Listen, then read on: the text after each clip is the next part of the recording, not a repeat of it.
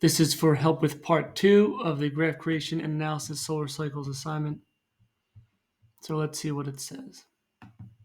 On the worksheet, it says examine the images of the sun on different dates to see if there are always the same number of active regions.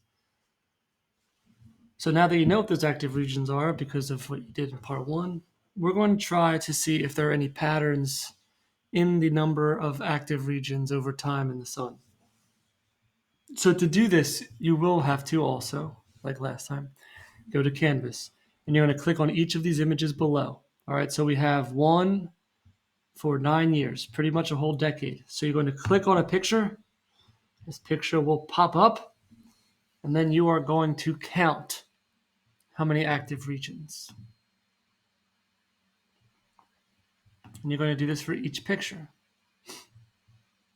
Make sure, as you're doing it, collect your data here in this table on your worksheet.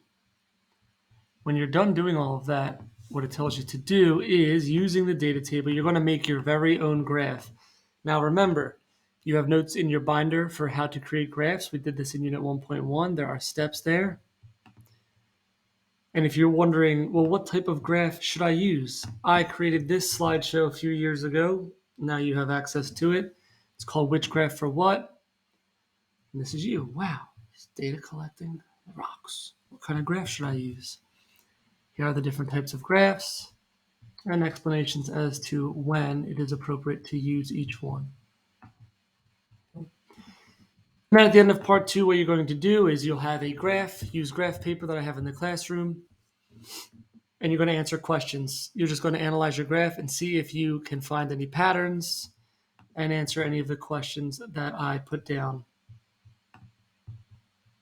here, number 9.